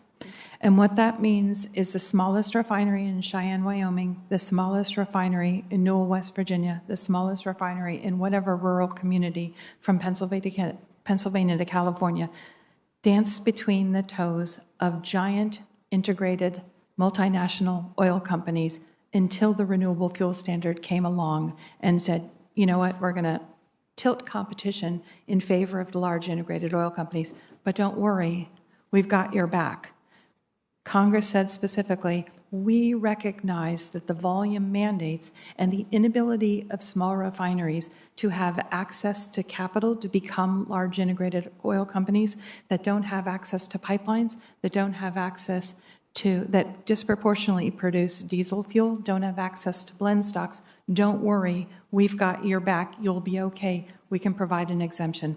Small refineries blend every drop of blend stock they possibly can, but they don't always have access and they don't always have the ability. So what happens is that they are captive buyers in a wildly inflated RIN market, and that is how they are harmed. And I just want to be clear, when we talk about 2019, 2020, and 2021, where EPA has proposed to deny hardship relief, not one more drop of renewable fuel can be blended. So what we're talking about is EPA compelling small refineries to make massive wealth transfers to large integrated oil companies because they don't have access to feedstock, because they cannot blend. It's un-American. Well, and that is, I think, that should be the focus of some of the work that we do to have a better renewable fuel standard program, because we are just assuring that only the big integrated companies will succeed and all of the small businesses will fail. They're, once again, moving people out of small rural communities and into the bigger areas that have the bigger refineries. It's happening in so many industries that it's having a profound effect on America's jobs and demographics. There has to be a way to encourage renewable fuels at the same time that you don't make it all about the small fail and the big survive and thrive. Thank you, Mr. Chairman. I yield back. Thank you very much for being here and for those questions. Senator Duckworth, have you joined us yet on WebEx? Yes, I have, Mr. Chairman. All right, Senator Duckworth, you're recognized, please. Thank you. Thank you. Ms. Skor, as some of the comments made at today's hearing demonstrate, there's seemingly no end to the list that opponents of the RFS program will seek to pin on American biofuels. Critics now appear to be blaming biofuels for rising retail gas prices, notwithstanding the reality that what consumers pay at the pump is largely determined by A, oil prices, and B, basic supply and demand. Ms. Skor, could you address the claim that RIN prices and biofuel production are somehow responsible for increasing retail gas prices? Thank you, Senator. And yes, those are false claims. So the price of the RIN has no bearing on the price of fuel at the pump. Those are entirely separate markets. Well, the dominant factor driving the price of fuel for consumers at the pump is the price of crude oil, in addition to supply and demand. That's something that is affirmed by our government agencies and other modeling. And I think what's really important to understand is the role of biofuel in bringing down the price of fuel for the consumers. And the evidence today is the price of E15. So consumers in 31 states today, they can go up to the pump and they could put in standard 87, that's a 10% blend, Some of them could choose an 88 octane. That is a 15% blend. When they have a little bit more ethanol, that actually brings the price down. They're saving up to 10 cents per gallon. And there are also stations where you can buy 0% ethanol. There you're paying a premium up to 50 cents not to have ethanol. So most assuredly, biofuels like ethanol help bring down the cost of gas prices. Thank you. And Ms. Score, based on how Big Oil describes the burdens of purchasing RINs, it is impressive that oil refiners survived the bipartisan enactment of the RFS more than 15 years ago. My understanding is that EPA, under the last 3 administrations, the American Petroleum Institute and numerous individual oil companies are all on public record confirming that oil refiners, large and small, recover RIN costs downstream and are therefore not irreparably harmed by the amount of money they pay to acquire RINs. Could you help us understand how, despite the arguments of big oil over many years, oil refiners have managed to purchase RINs and stay in business?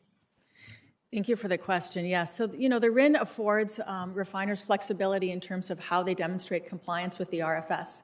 They can blend biofuel like ethanol and they can hand in a RIN, or they can purchase a RIN. So they've got the flexibility to be able to do this. And the RFS has been in place since 2007. So we've had more than a decade for the businesses to understand their annual obligations and make business decisions accordingly.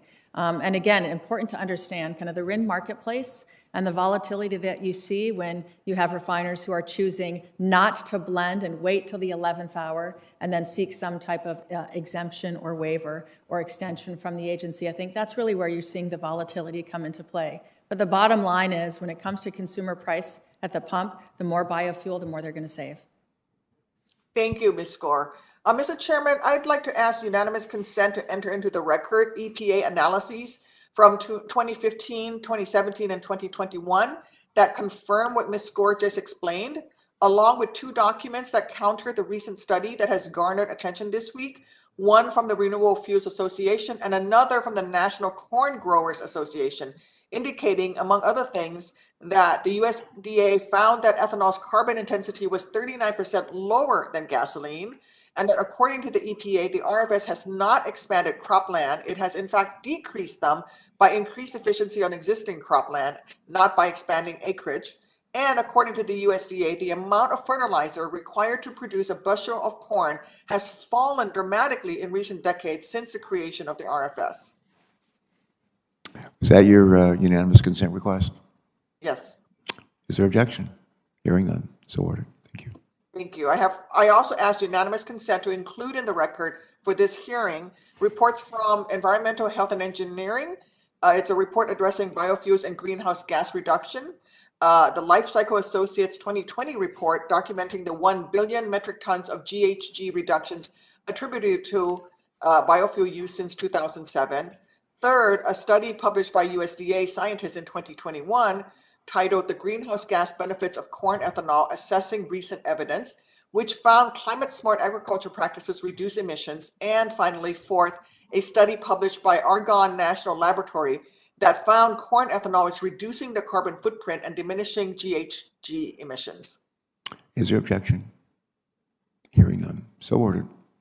Thank you. These studies confirm what we already know. American-grown blended biofuels have been reducing GHG emissions for years, and the RFS has played an integral part in these efforts. I'm out of time. Thank you, Mr. Chairman. All righty. Thank you. Thanks so much. Senator Richard, you've been patient, but Senator Stabenow has been patient as well on the WebEx. If you don't mind, I'm going to let her go first, and then you're immediately right after her. Thank you for your patience. All right, Senator Stabenow, you're there? I am, Mr. Chairman, and thank you to Senator Ernst. I appreciate so much working with her on these issues, and I appreciate very much you're doing this hearing. I want to take just a step back, way back for a moment, and kind of frame this as, I think this has been framed as big refiners, small refiners, and so on. This is really about whether we're going to continue the dirtiest kind of fuel or have cleaner fuels. And if you go back 100 years, actually Henry Ford and Thomas Edison first tried to do a vehicle with a battery, but could not get public support, government support to help them create the innovation. And 2 years later, the biggest permanent tax credits for oil and gas were embedded in our federal tax code, and they've been there 100 years. And so when folks, we at that time picked a winner and they won. And so now we're trying to just balance that out with giving opportunities to biofuels, electric vehicles, wind, solar, and so on, all of which start and stop.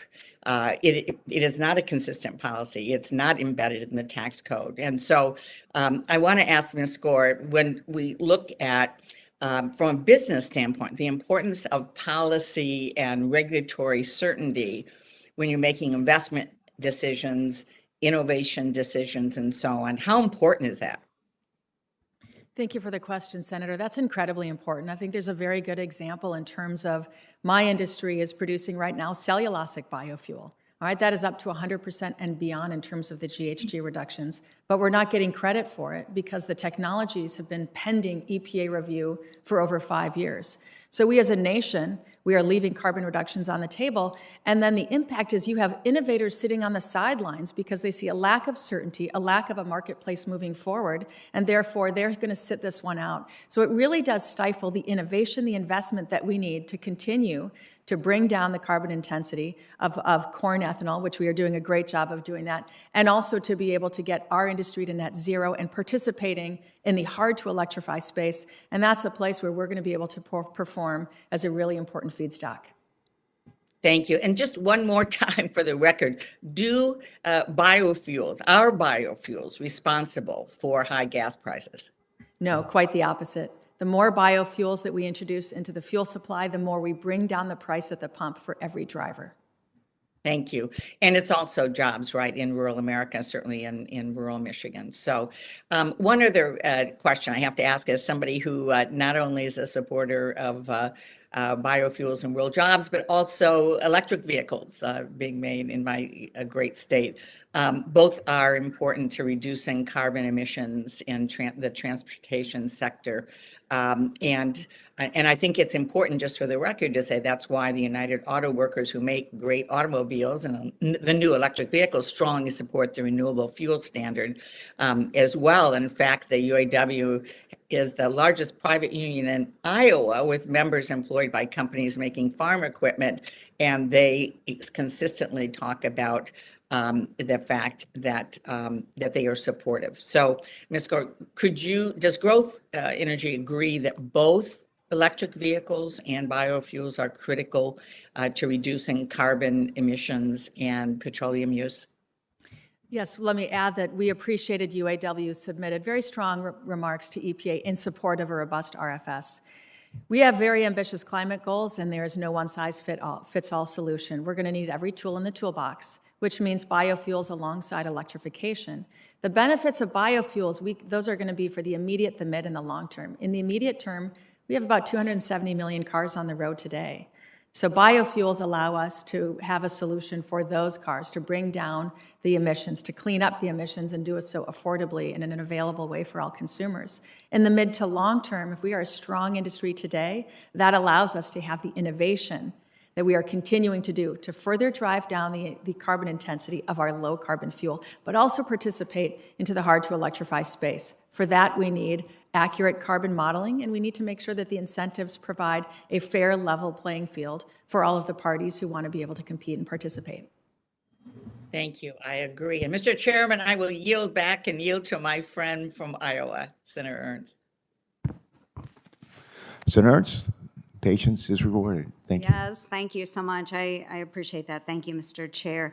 And I ask for unanimous consent to submit to the record comments from the Renewable Fuels Association and the Clean Fuels Alliance. I think we're going to send a record here for unanimous consent request, but without objection. Outstanding. Thank you so much.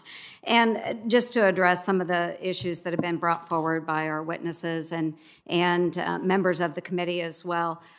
Just looking back at the average closing price of crude oil in 2020, it was $39.68 a barrel. And the average closing price in 2022 so far is $85.72 a barrel. And today it was $95.46 per barrel of crude oil. Is that due to the RFS, to our witnesses? Emily? I'll go ahead and take that one. Absolutely not. The primary factor in terms of the cost of fuel at the pump is going to be the cost of crude oil, and it has nothing to do with the RFS. Thank you, Ms. Score. I think a point that's I think our members are trying to make today is the cost of fuel is because of the RFS. It's not. It's about the price of oil. So I reject that. I hope that our folks out there listening are paying attention to that. The price of our fuel is the price of the oil. So we've had the RFS around for a number of years. And the reason we have is because Congress asked for the RFS to be established so that we could reduce our greenhouse gas emissions. The folks across the Midwest, our farmers, our producers, responded to the call to Congress, and they developed systems that produce clean, reliable energy sources. And I also reject the premise that oil refineries and their rural communities are more important than my rural communities. As we're looking to 2023 and beyond, America's farmers and the biofuel sector are best positioned to work with this administration and others to put the Renewable Fuel Standard back on track and be part of the solution to secure a clean energy future. As much as the Biden administration dreams of an all-electric world, the reality is liquid fuels are here to stay. With 98% of cars and trucks today and nearly 80% of new vehicle sales projected in 2050 running on gasoline or flex fuel, biofuel is the key pathway to decarbonizing the transportation sector, and the RFS is the policy engine that makes this possible. Congress passed the Energy Policy Act of 2005 and the Energy Independence and Security Act of 2007, which mandated the RFS in part to help reduce America's dependence on foreign nations. Folks, I firmly believe energy security is national security. And while President Biden claims to support America's clean energy economy, he is turning his back on the RFS in favor of electric vehicles, which will only make us more dependent on China. And science is on our side here too. Biofuel has enabled the U.S. to cut emissions from the transportation sector for over a decade. Between 2008 and 2020, the RFS saved nearly 1 billion metric tons of carbon dioxide equivalent greenhouse gas emissions, and it's only getting cleaner. The latest research shows corn ethanol is 46% less carbon intensive than petroleum-based gasoline, and biodiesel is 74% less carbon intensive than petroleum-based diesel. Biofuel can further reduce greenhouse gas emissions with carbon capture and sequestration technologies and on-farm conservation practices, which many of our Iowa farmers are already doing. So let's follow the science and use biofuel as part of a clean energy policy. But it's not only the clean energy source, biofuel is also great for our economy and our pocketbooks. Iowa corn and soybean farmers had record high crop yields in 2021. The biofuel industry accounts for over $5 billion of GDP, generates $2.6 billion of income for households, and supports nearly 46,000 jobs in Iowa alone, in my rural areas. Ethanol is also the cheapest form of fuel for consumers right now by about 50 cents. 50 cents. And certainly with record high inflation, it only makes sense to make this fuel source more readily available. And that's why I continue to urge the administration, allow summertime sales of E15 as soon as possible.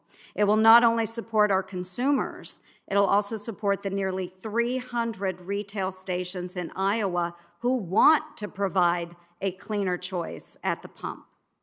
Folks, the RFS is the law, and refiners have had over 15 years to come into compliance. Blend renewable fuels or buy RINs. It's your choice. Any claim that RIN prices are increasing gas prices, it is a bunch of hogwash. Refiners claim they need exemptions because RINs cost them money. but the last 3 administrations have said RIN prices do not cause harm to refiners. Small refinery exemptions go against congressional intent, and the Supreme Court reinforced this. A strong RFS supports rural America and increases consumer access to affordable, homegrown, clean-burning biofuel today, tomorrow, and we also hope for many years to come. And thank you. I will yield back. Thanks, Senator. So again, thanks for your attendance. Thanks for your patience and your questions and comments. Several members and witnesses have asserted that the increase of gasoline at the pump is attributable to crude oil prices. So I asked my staff, I said, well, let's actually look at the numbers. And if you go back to February 2021, price of oil at the pump was, it looks like $62.28, $62.28. The price today is $94, roughly $94 per barrel. That's an increase of about 51%. So those are interesting numbers. All righty, I've got a couple of questions, and Senator Capito, you may have some wrap-up questions as well. And before we do that, Senator Wicker, Roger's going to try to get here. Maybe he's joining us remotely. Senator Wicker, are you out there anywhere? No, he's not going to be able to come. Okay, thanks. All right, a couple of questions. Again, the first one that I'd like to ask is, or the next one I'd like to ask Ms. Nguyen, with respect to eligible fuels. Unlike the Renewable Fuel Standard, which requires eligible liquid and gaseous fuels and electricity to be derived from renewable biomass sources, low-carbon fuel standard programs like Oregon's are generally intended to be both fuel neutral and technology neutral. With this in mind, the Oregon Clean Fuel Program has a broader definition of transportation fuels than the federal Renewable Fuel Standard. My question, Ms. Nguyen, is how has this broader definition of transportation fuels benefited the Oregon program, and how has this encouraged investment in producing cleaner fuels in your state? Yes, thank you for that question, Senator Carper. So that is true. I mean, in the state of Oregon with the low carbon fuel standard, we do basically value any of the transportation fuels that are lower carbon than gas and diesel. So in addition to the biofuels and electricity, we also do have renewable natural gas. We have propane and renewable propane, and we're going to be investing more in hydrogen as well. And so, what we would like to see is that even with natural gas and with propane, that we switch from the fossil versions to the renewable versions. But even the switch from, say, fossil gasoline or fossil diesel, there are benefits from the propane and the natural gas. So, if those are the fuels that, because of the lower cost of those fuels, are what is leading to more infrastructure, more vehicles, an alternative fuel space, and then switching to the renewable versions lowers the carbon intensities even more. Those are the kinds of things that we also see in the state of Oregon, and will likely continue to see as we move into the future for the Oregon Clean Fuels Program. Okay, thanks, Ms. Nguyen. I have a follow-up question also to Ms. Score. Ms. Score, with restrictions on what qualifies as an advanced fuel under renewable fuel standards, could a technology-neutral program like Oregon's Clean Fuels Program allow more opportunity for your member companies to participate than the current structure of the Renewable Fuel Standard? Thank you for the question. Yes, we are a low-carbon fuel, so we do very much appreciate the concept of a low-carbon fuel standard. Importantly, as you stated, Senator, making sure that this is technology neutral. And so this is where the carbon modeling comes into play. And we've got to make sure that you are evaluating the full life cycle analysis of biofuels like ethanol, that you are considering all of the low-carbon farming practices that continue to bring down the carbon intensity of our fuel. So if you have a program that is truly technology neutral, that reflects the current state-of-the-art science and the innovation taking place throughout industry, that allows for use of higher biofuel blends like in E15, that's a place where we can play, and I think we'll be able to really help in terms of achieve some of our collective low-carbon goals. I will add that that's very complementary to the RFS. So the two programs work well in tandem. I think Ms. Wind talked earlier about that value stack to continue making sure the lowest of the low would go into a market like in Oregon.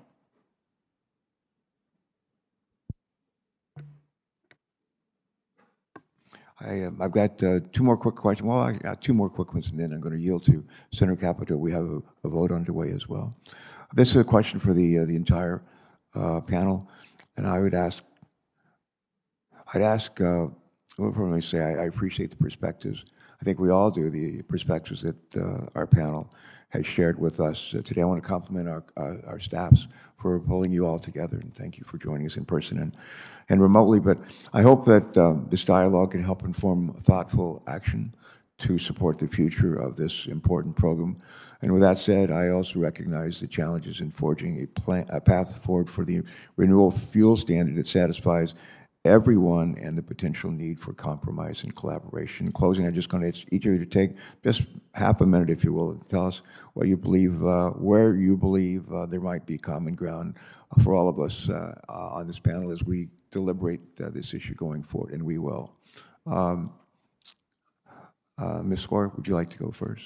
Certainly, thank you. I heard a lot of consensus about the importance of competition, about the importance of marketplace certainty, and the importance of consumer choice as we make sure that we drive toward low carbon fuel options for consumers that are affordable and available. And this is a place where biofuels really have a role to play. What we need is a renewable fuel standard that is enforced. So there is some certainty, and those making business decisions throughout the fuel supply chain, including agriculture, biofuel, and on the refining side. So we understand what the obligations are, and we bring down that volatility. And so we look forward to seeing the EPA fix and finalize the blending obligations for 20 and 21 and 22 as expeditiously as possible. That kind of certainty is going to be something that's going to be good for all parties. Thank you. Senator Ernst, do you have one more question? Thank you, Mr. Chair. Just very briefly, because I think I've gotten most of the answers for my questions, but I would like Ms. Skor, Emily, would you respond about give a statement or thoughts on the anti-ethanol study that was done earlier this week? I appreciate the comment. Thank you. Yes, I'm familiar with that. And it's really very concerning when you look at the manipulation of the science and data, the unorthodox methodology that leads to really fictitious and erroneous conclusions. In short, you've got a piece of work that's untethered from reality. You look at the totality of science and the consensus of EPA, Department of Energy's Argonne National Labs, California Air Resources Board, Oregon's Department of Environmental Quality, and of course, many academicians and scientists. Ethanol is lower carbon than gasoline, and that advantage continues to increase. Thank you, Ms. Skor. Thank you, Mr. Chair. Sure. Senator Capito has one last question, then I want to ask the remainder of my time to go to three of our witnesses, and then we'll wrap it up. Thank you, Mr. Chairman. Yeah, I do have to. I have to run really quick after I just make a comment or two. I think it's been a very interesting hearing. I think there is consensus that there's a lack of certainty, maybe certainty in different areas that you might share different areas that don't have certainty, but you're looking to us to provide some of the certainty so that EPA can move forward. In my view, nothing screams lack of certainty than having an exemption that is then revoked 2 years later.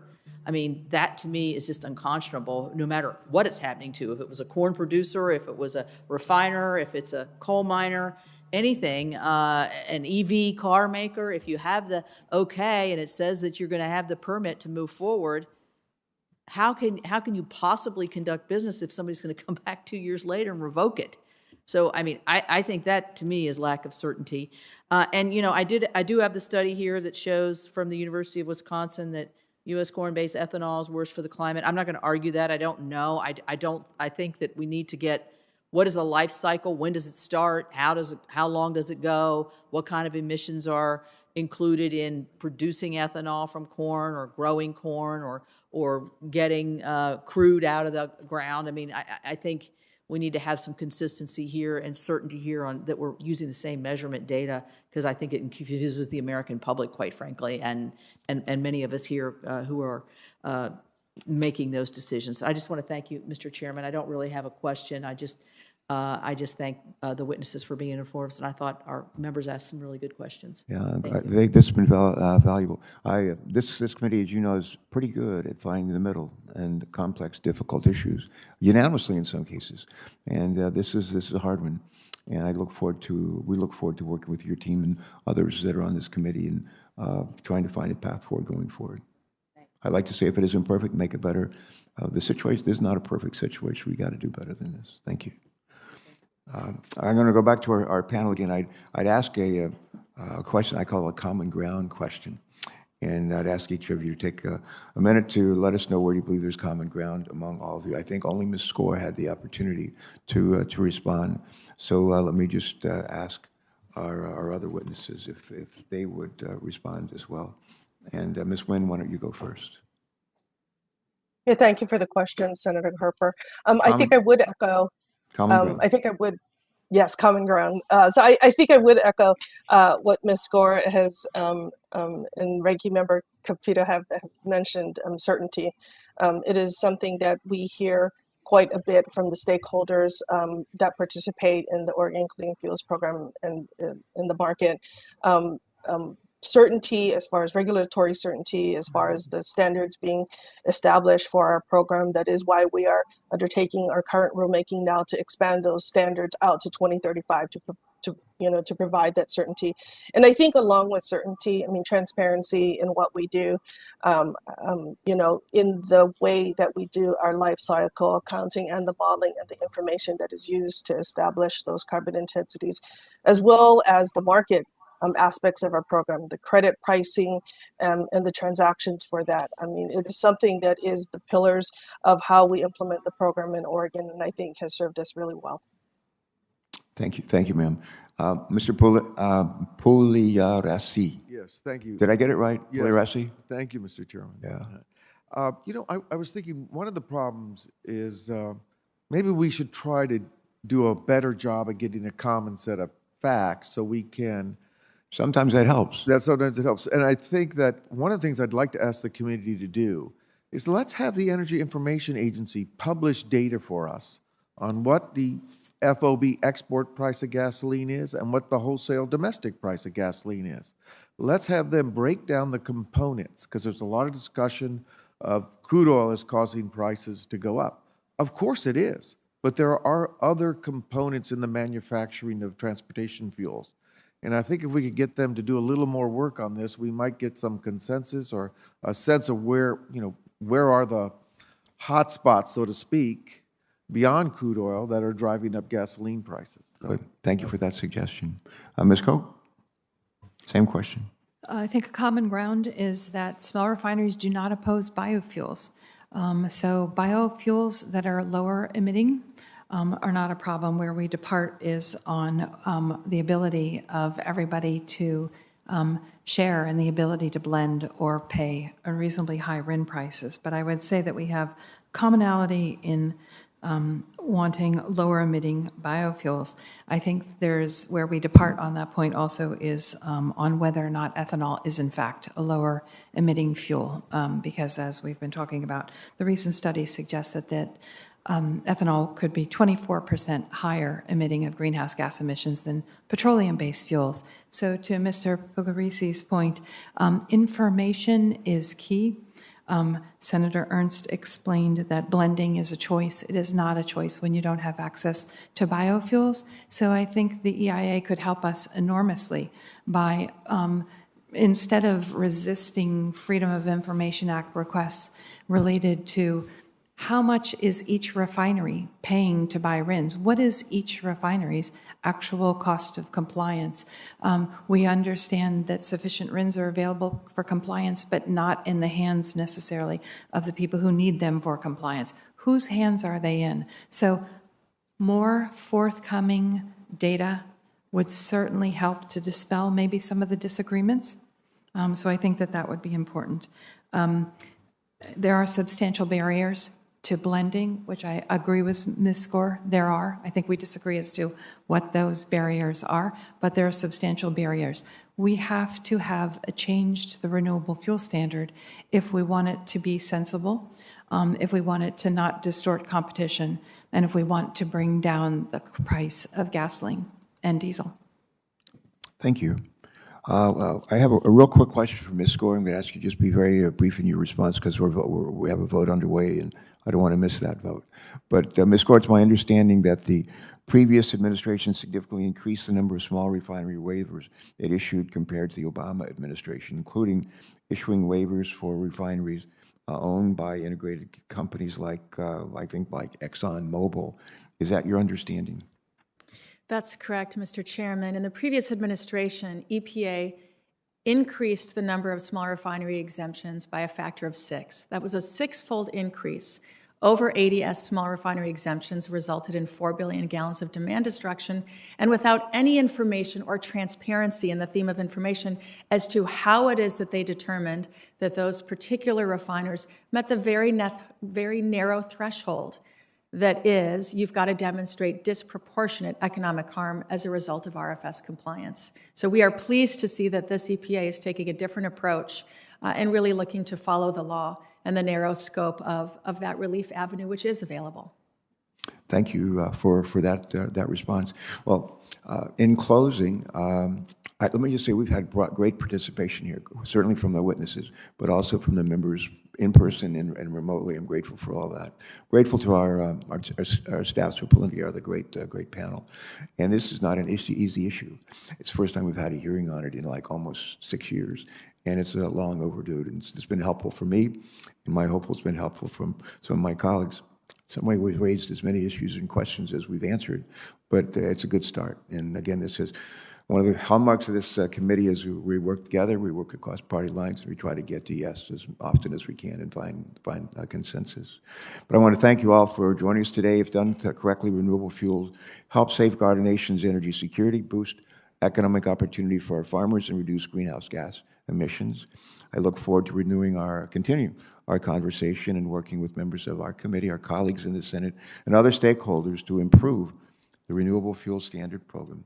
And as we look to the future of the program, I believe we can encourage even greater sustainability for the fuels that empower our lives. Before we adjourn, some housekeeping. Senators will be allowed to submit written questions for the record through the close of business on Wednesday, March 2nd. We'll compile those questions, panel, and we'll send them to you. And we'll ask you to respond, if you will, by Wednesday, March 16th. And with that, this hearing is adjourned.